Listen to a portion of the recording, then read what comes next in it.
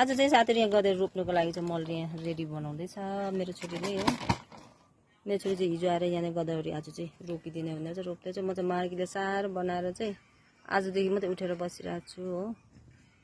अस्ति रोप्नु पनि टाइम नपाएर ढिलो भएको जस्तो लाग्यो योपालि चाहिँ।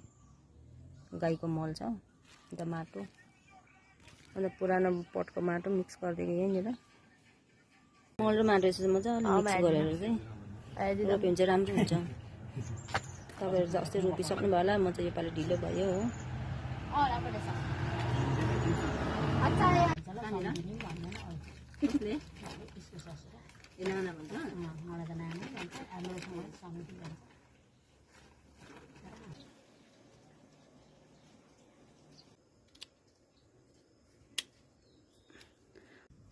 म चाहिँ साथीहरू गदावरी रोप्दा चाहिँ यो पुरानो यो ठुलो यो पातहरू चाहिँ सबै निकालेर चाहिँ यसरी रोपिदिन्छु। तपाईँहरू चाहिँ कसरी रोप्नुहुन्छ हो।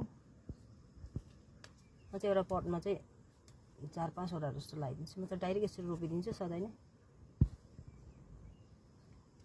यो निकालबाट चाहिँ आउँदै गरेको हाँगा चाहिँ मजाले आउँछ।